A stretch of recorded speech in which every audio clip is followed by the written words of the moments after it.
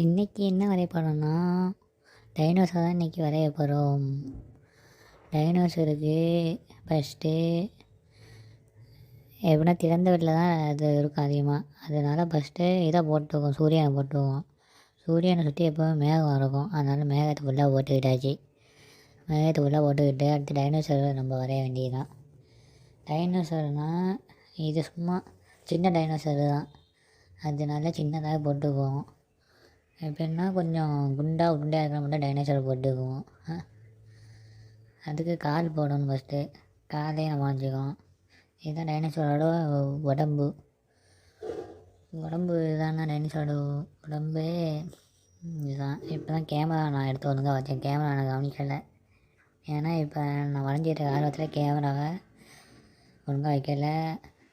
Camera பிடிக்கிறது ஆள் இல்லை. இப்போ கேமராவும் நானே தான் பிடிச்சிருக்கேன், படமும் நானே தான் வரைஞ்சிட்ருக்கேன். அதனால் கேமரா இடையில கொஞ்சம் அப்படியே ஷேக் ஆகும், அது எதுவும் நீங்கள் கண்டுக்காதீங்க. இதுதான் மூஞ்சி என்னமோ ட்ரை பண்ணி பார்த்தா பாம்பு மூஞ்சியோ கொக்கு மூஞ்சியோ என்ன மூஞ்சினே தெரியல. இதை டைனோசர் மூஞ்சின்னு சொன்னால் யாரும் நம்ப மாட்டாங்க. ஆனால் உடம்பு கரெக்டாக போட்டுட்டோம், மூஞ்சி தான் நம்ம சின்னதாக போட்டுட்டோம். அடுத்து இது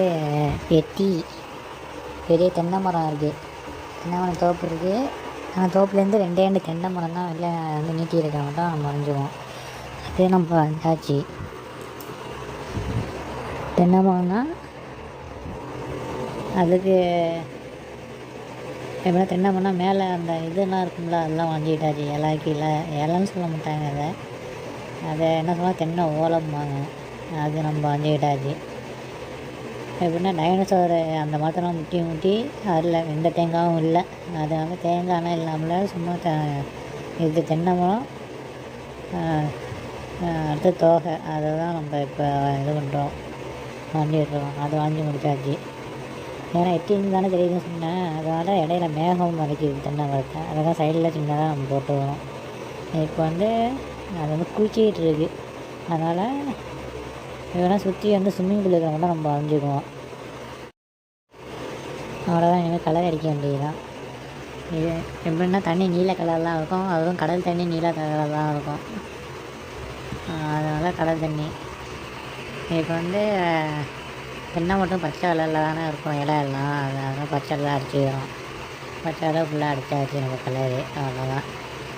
இப்போ மேகத்துக்கு நீல கலர் தானே, நீல கலர் தான் இருக்கும் மேகம், அதனால் நீல கலரையும் அடிச்சிட்டோம். இது சூரியன் மஞ்சள் கலரில் இருக்கும், ஆரஞ்சு கலர்லேயும் இருக்கும், மஞ்சள் கலர்லேயும் இருக்கும். ஆனால் நம்ம இப்போ வரைகிற நேரம் மஞ்சள் கலரில் இருக்குது சூரியன், அதனால் மஞ்சள் கலரையாக வரைஞ்சிக்கிறோம். அடுத்து டைனோசருக்கு இப்போ கலர் அடிக்கிறோம். இப்போ டைனோசரு ஃபுல்லாக சேப்பு கலர் டைனோசர். இது கருப்பு கலர் டைனோசரில் சேப்பு கலரு, அதனால் ஃபுல்லாக சேப்பு கலர் அடிச்சுக்கணும். ஃபுல்லாக அடிச்சுட்டு கீழே அப்போ காலுக்கும் இப்போ கலர் அடிக்கும். காலுக்குன்னா நகத்துக்கு அது மஞ்சள் கலரு, அதை அடித்தாச்சு போல், அடிச்சுட்டேன் அதையும், அவ்வளோ.